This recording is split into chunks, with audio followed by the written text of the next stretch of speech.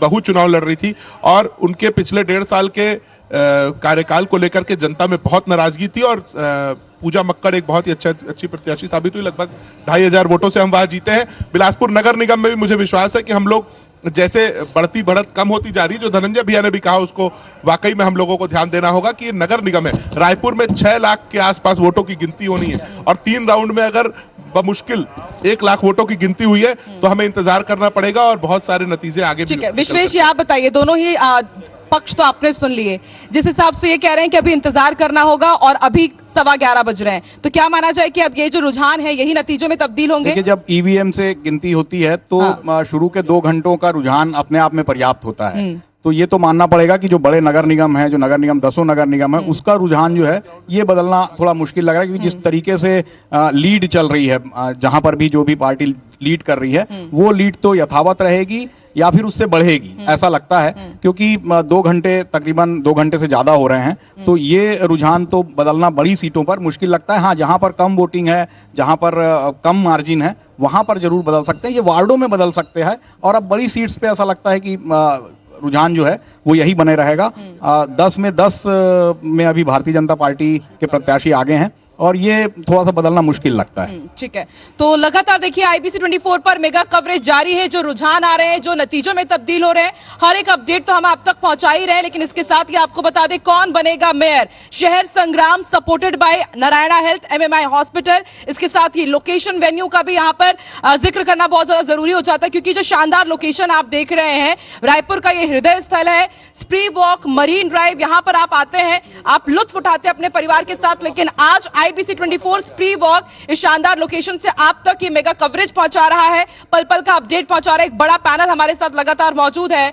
आपसे समझना चाहेंगे मुकेश जी कि 10 निगमों में भाजपा तो आगे चल रही है, कुनकुरी की हमने चर्चा कर ही ली, लेकिन धमतरी को लेकर के बहुत आरोप लगाए गए कि आप लोगों ने वहां पर किस तरह से नामांकन ही वहां पर रद्द करवा दिया। और फिर ये लोग बिलासपुर का भी जिक्र करते हैं कांग्रेस की तरफ से कि पूजा विधानी भी वहां पर फंसी हुई थी, तमाम जो जितने भी लीगल फॉर्मेलिटीज थी वो जाति प्रमाण पत्र को लेकर के। लेकिन बिलासपुर में अलग, धमतरी में अलग, ये आरोप तो बहुत ज्यादा लगे हैं। देखिए, कांग्रेस पार्टी कभी भी चुनाव को लेकर, नगरीय निकाय चुनाव को लेकर गंभीर नहीं दिखी। चाहे वो प्रत्याशी की घोषणा को हो, चाहे प्रत्याशी के फॉर्म भरवा रहे हैं तो उसमें कोई प्रकार की त्रुटि ना हो, इसको लेके भी कांग्रेस पार्टी, और जब उसकी त्रुटि निकल गई, कमजोरियां निकल गई, उनको निरस्त कर दिया गया प्रत्याशी को, तब फिर ये आरोप लगाने आए।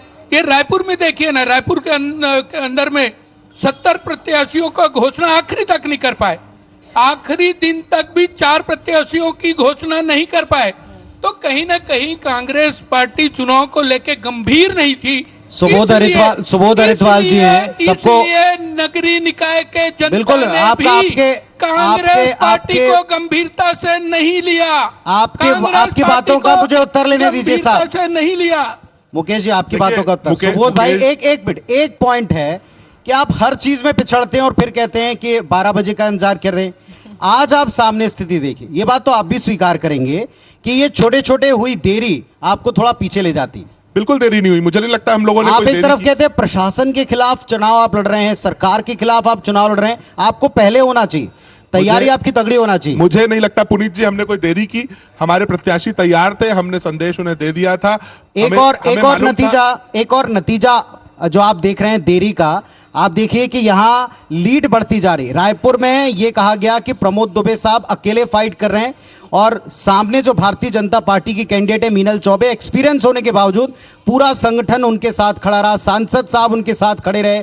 शुरुआत की सभा से लेकर नॉमिनेशन फॉर्म सभा से लेकर लास्ट में शक्ति प्रदर्शन तक कोई भी एकता का सूत्र नहीं। और पुनीत जी, वो पोस्टर भी आपको याद होगा, और पोस्टर भी वो याद होगा जब एजाज जेबर का वहां पर कहीं पर पोस्टर ही नहीं दिख रहा था। आप ही के वो पूर्व मेयर थे, लेकिन वो कहीं दिखे ही नहीं।